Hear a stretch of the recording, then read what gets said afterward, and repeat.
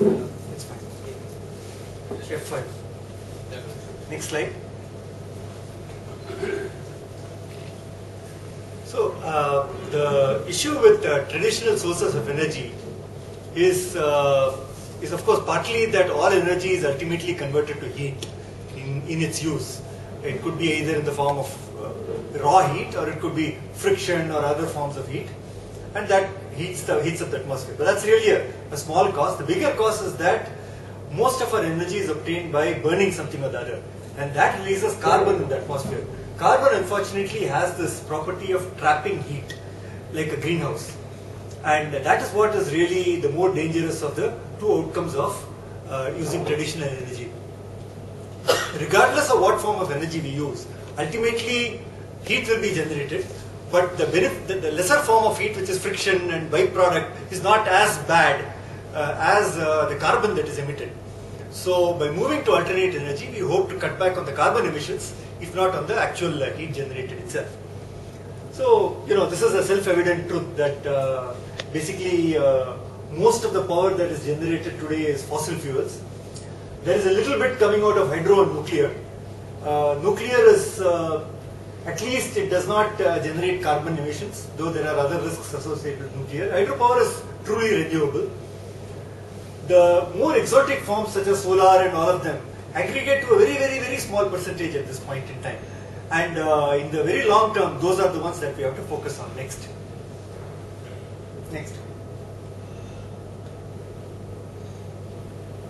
So there is a theory that the reserves of oil will be exhausted in some finite period of time. There is also an alternate theory that says that oil is abiotic. Abiotic means that oil was not the product of dinosaur bones or whatever the theory is. It is a natural product of the earth. There are processes that take place under the mantle that create oil out of inorganic stuff or other carbon stuff. It is not flesh and bones that ultimately end up creating oil. So there is a theory like that. We do not know which is the true theory. The abiotic angle comes from the fact that the quantity of oil that has been discovered far exceeds the weight of all flesh and matter ever existing on this earth at any point in time. So therefore that oil could not have been the byproduct of that flesh and oil is the theory. But we have to see what it is. But even if oil is infinite, it's extremely damaging to the atmosphere. That's certainly for sure. Next.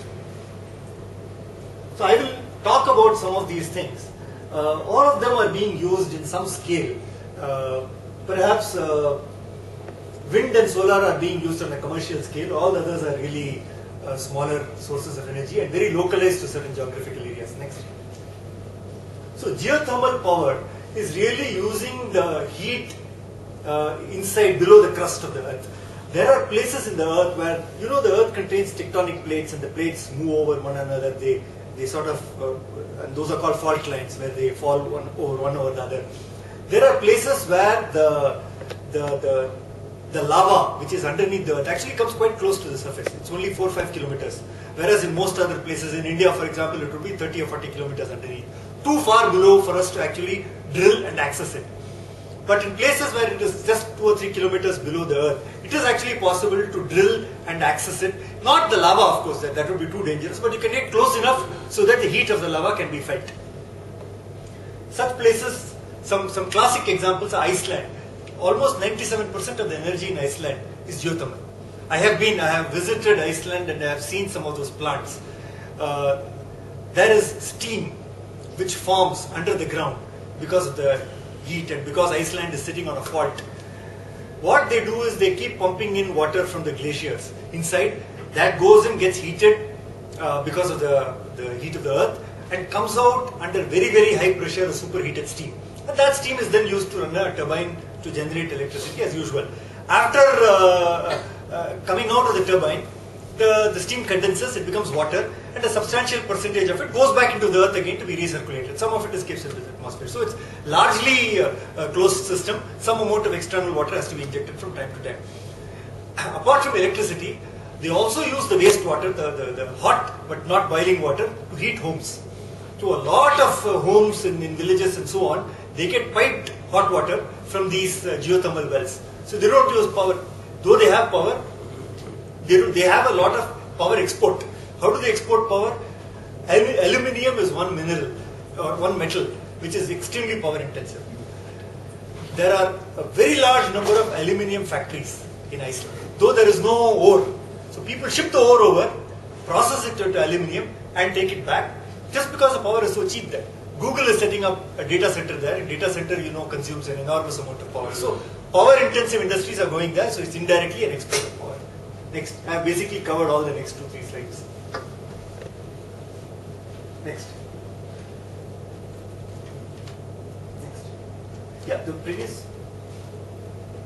So as I said, Russia, Iceland, these are places. There are places in the US where geothermal energy is available close to the surface and it is used for heating the houses. It's not hot enough to generate power, but it's hot enough to heat the house. Next. The one thing about geothermal fields, and they are facing that problem in Iceland, is that ultimately as you extract the heat from the magma, it sort of solidifies. It solidifies to a depth that there is not enough heat to vaporize your water. So you get hot water, you can use it for heating and so on, but you can't really generate power out of that. So there is a finite life, maybe it will be 100 years or whatever. Next. Hydropower is, we don't look at it as renewable, but it's actually extremely renewable. It's a closed cycle. Water evaporates from the oceans, it goes to the clouds, it comes back down, and so that's the closed cycle. There is another source of energy which is upcoming, which is biomass, which is really ethanol additions to petrol and so on. So you dilute petrol with a certain amount of ethanol. The source of ethanol is corn or rice or any organic stuff, sugar cane and so on. Previous. Okay, tidal power is something that people say holds great promise. It is only experimental at this point in time. What really happens is that you put a barrier in the tide. So the tide, so you capture basically the tide when it's at high level, and then you let the water out. It becomes like a dam. Then you let the water out, like it shows over here, through a turbine, and that generates electricity. All these are slightly esoteric. They will never produce enough power. You need coastline. You need high tides. Places like India don't have high tides. Only Hawaii and all have high tides. So they are localized. They are not really big time sources of energy. But they will serve the needs of communities, small communities. Maybe one state which is close to a high tide zone can probably use something like tidal power. Next.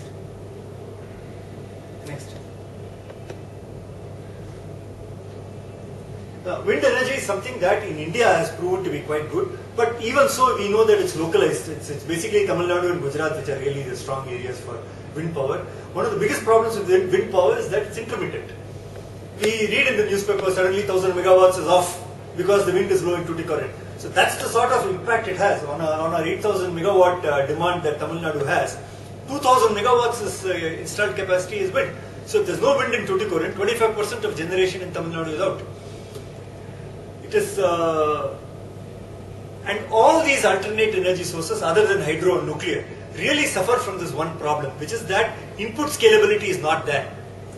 For some of them, for example, bio and so on, the input scalability is not there. Even solar, beyond a point, input scalability is not there because you need land. In the case of wind, there is intermittency. So sun, obviously, in the best case, you will get 6-7 hours of sun. All night you will not get a sun. So again, you have a problem with solar energy. So there is some issue or the other with all these forms of alternate energy. Next. Wind energy, duly capital subsidized, is competitive with the traditional forms of generation. You know that there is accelerated depreciation for capital costs and so on. So considering all of that, it does become viable. Unfortunately, peculiarly to Tamil Nadu, our utility has no money to pay those owners of those wind turbines. So that is becoming an economic problem and a disincentive for investing in windmills. But if that were not so, then definitely it would be a viable source of power. Next. It occupies a lot of land and it is said to be, I mean, in communities where there are a lot of windmills, I understand the noise pollution is extraordinary. The damage to the impact on birds, on aviation is, bird life is very bad because birds don't really, they're not able to time and get between the turbines as they turn. So they get killed. And there's a lot of environmental noise about it, but then there is environmental noise about everything. Basically, when you create power, there is some mess that you also create. Next. So biomass, we look at very elementary things such as wood burning stoves, but then you go on to power from waste, which again are more urban centric and small scale. So you could probably get 30-40 megawatts or 50 megawatts out of Chennai's waste. It's not like a hugely scalable thing, but these are all little things that may matter to small communities. Next. Yeah, next. So ethanol fuel was about 3 or 4 years ago was a very big thing. The US and Brazil both suddenly decided to increase the quantity of ethanol that they were putting into petrol because of the price of oil. But then the problem that happened is that the price of food went up tremendously afterwards. Now, whether they were correlated or not, we do not know. But politically, there was a huge hue and cry saying that since foodstuff was being diverted to ethanol instead of feeding people, the price of food is going up. And so it became politically unsustainable to really go in for ethanol beyond a point. So we are at that balance now where you're able to get away with it politically. That's where we are now. Next. So solar energy is probably the form of energy that is most sustainable or relevant in India. It is next slide. If you look at the insolation map, if you look at the distribution of solar energy, you will see that pretty much all over India you get a high level of sunlight, adequate enough to produce a reasonable degree of power, and there are pockets of high concentration, Gujarat and Chhattisgarh and so on. Why Chhattisgarh? Because the higher you go, the more intense the sun rays are when it hits, and it's not about the heat. It is about the level of illumination that ultimately determines the efficiency of the solar panel. Wait. And India is basically, as we know, hot, hotter and hottest. So at all points in time, we have enough light falling on the panels to produce some degree of power. Next. So solar energy worldwide is used for two purposes. One is for space heating and another is for generation of electricity. The space heating, the proxy for that in our case is hot water. We use it a lot for hot water in some of the colder areas, but it is a small use of the solar energy. The real big use, even in India, is the generation of electricity. Next. There are a couple of ways in which solar energy can be converted into power. The traditional panels that you see, that is more of the traditional way, the way you and I are familiar with, but there are industrial scales at which solar energy is converted into power, and that is using solar heat. Now, go to the next slide. If you see there's a parabolic mirror. Now there is a parabolic mirror and there is a pipe running at the focus point. That pipe contains a heat transfer fluid. It is some sort of an oil. It's a synthetic oil that has a high specific heat. It retains heat and it does not boil or vaporize at that high temperature. So the solar heat is concentrated onto that heat transfer fluid. The heat transfer fluid in turn transfers it to water, which boils and then which drives a conventional turbine. So you are following exactly the same methodology as a gas plant ultimately derives a steam-based electricity, except that the heat for the steam is coming from solar energy and it is not coming from some other form of solar energy. So this was one. The other way is, I don't know if in one of the James Bond movies this was shown, they have these huge towers. The tower contains basically a large amount of this water or solvent, and you have a field of mirrors surrounding it. All the mirrors focus the light onto the tower. So the tower gets extremely hot, and then the water in it boils, and then the rest of it is done. So these are two ways. There is also something called a Stirling engine, which is really not it's gas which is heated and then it goes down and so on. So these are 3 or 4 forms. The advantage of these forms is that they are scalable. You can create a solar heat based power generation plant that can give you 500 megawatts, 700 megawatts, 1000 megawatts quite easily. The other benefit that it gives you the ability to store power. One of the biggest challenges in solar is that what do you do to cover the night? If you really want to replace your conventional sources of energy, you have to find a way to produce in the night, which you cannot do with solar. What they do with this is they overcapacitize the heating portion of it and use some of the heat to liquefy salt.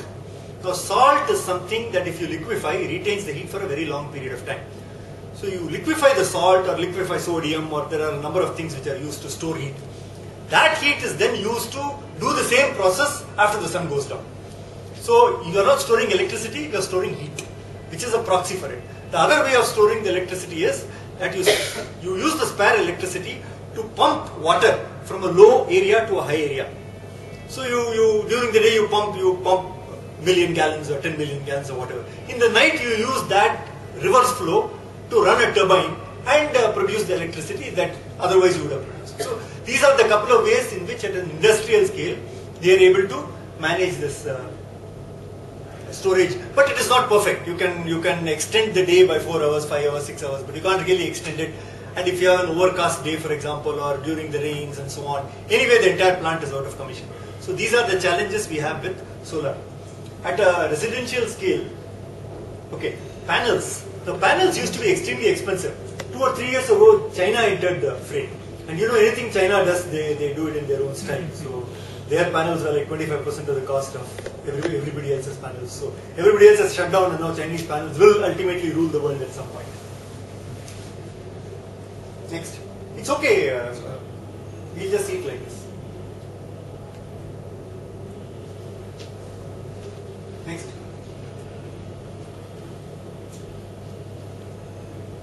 Next. I spoke about this next. So, in Tamil Nadu, the government has proposed that actually from today, 3% of all energy consumed by large institutions, they have a certain definition, should be raised from solar. And starting next year, it has to be 6%. 6%. And they also proposed that 2 rupees per unit should be given. 2 rupees per unit should be given for self-consumption of home solar. So if you have 1 kilowatt sitting on your roof, and if it gives you whatever 4 units a day or something, you get your 8 rupees a day subsidy, because that's what that's supposed to defray the cost of installing the panel. In addition, there is a 25% capital subsidy that is available from government. 30% subsidy that's available from Government of India through various schemes. But fundamentally, I think one thing we need to understand vis-a-vis solar power, in fact any form of power, is that nothing will match the cost of grid power insofar as you and I are concerned. It is simply not going to happen. And I would say that today, if we have rainwater harvesting in our house, we have spent some money. We have spent some money doing up all the stuff, all those pipes and so on. Why? Because we do not get corporation water in the manner that we wanted. So an instinct for self-preservation, we have done the rainwater harvesting, we've done wells, we've done bore wells, all that stuff we did, because otherwise we don't get water. So I think a stage will come when out of self-preservation, we'll have to create alternate sources of energy. Maybe diesel-based generators, I don't know if that is also sustainable in the long run. Diesel, they're already talking of 10 rupees more, raising the price, which means that your diesel, small-scale diesel power is going to be 18 rupees a unit. Actually, I run a diesel generator. It costs me 100 rupees an hour. However much I use. Okay, the diesel generator has a certain capacity, but I do not use that capacity. My fixed cost is 100 rupees an hour. If I use 1 unit in the tower, then my cost is 100 rupees per unit. If I use 10 units, it's 10 rupees per unit. So for a residential situation, a generator, petrol, kerosene, diesel is an extremely expensive solution. We don't realize it because that expense goes into some other head of petrol or something like that, and we don't really account it properly. But if we did, the cost per unit of that electricity would be enormous. These are the 3 options that are available for small scale. When I say small scale, I mean 5-6 kilowatt type users. You could use it for your home office, whatever. One is you can use solar power to charge your inverter. An inverter is just like a regular inverter, except that instead of the TNEB charging the batteries when the TNEB is on and then using the batteries when the EB is off, you use solar energy to charge the batteries when the sun is up, and then you use the batteries when the power goes off.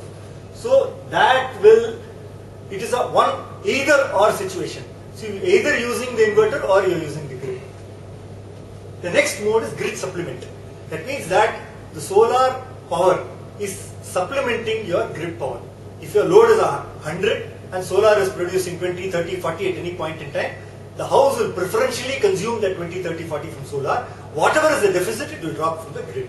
That sort of is a good case scenario, I would say, for solar, because you use it so long as there is sun.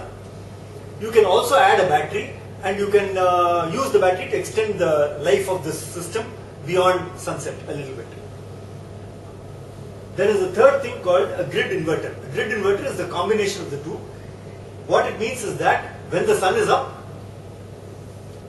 And when the grid is on, it will act as a supplement to the grid. When the grid is out, it will act as a UPS or a backup. So this is the best case scenario. It's a little expensive as a solution, but these are the three modes in which solar panels can be used in the 0 to 10 kilowatt sort of range for residential or for small enterprises. 7:30. So solar cells have become much more efficient than they used to be, but it's still only a 20% efficiency, 22%. It's not even 20, it's only 17%. Yeah, 17. They say that now 20% solar cells have been created. 17 now. Okay, I defer to you, it is 17. Yeah. These are expert on solar energy. So, CPS, that gives you 60%, 60 plus 17. That's the future is only concentrated solar power. What you said is right. It's already going to come now. We are very much on the job. So in our country, we seem to be focusing, even in Gujarat, these 10 megawatt fields and so on, they're focusing on panels rather than on concentrated solar power. It's coming now. I think in Thar Desert they're doing something, if I recall. Already in Gujarat, one cogen plant has come. And now we are going to have something here very shortly. Karnataka government is providing what is called as net metering. Net metering means that when you have excess solar production, excess relative to your consumption, you can feed it back into the grid and your meter will run reverse. So if you have consumed 100 units in the day and you produce 20 units during the day, excess, then you pay for 80 units. That means you are being reimbursed by the government at the same rate as you are paying the government, which is the best case scenario. Tamil Nadu government is only offering 2 rupees. It is not really a great deal. But then they are saying that you get no power otherwise. So it's really a carrot and a stick approach that they are using more than anything else. And so the problems with solar, as I said, are that there has to be a way of storing the electricity or the energy in some manner so that we extend the usable life. The efficiency has to go up. And from a retail perspective, I guess the costs have to come down a little bit more. Maybe once Chinese stuff is all pervasive, then the cost will come down. The quality will also come down, but that's all right. No, already every year prices come down enormously. Now Chinese are not going to come much better. Belgium is taking over. Okay. They are going to come and it's coming up enormously. Prices come down. So that was, go to the last slide, conclusion. Yeah. The only problem we have with all these alternate energy technologies is that we have a chicken and egg situation. So long as we get grid with some degree of reliability, we are not really keen to go and make investments in other forms of energy. And because we are not really keen to do it, there is no scale. And because there is no scale, the cost won't come down. So it's a chicken and egg story. Somebody has to break it. I think Tamil Nadu government is trying very hard to break it now. Let's hope for the best. Break the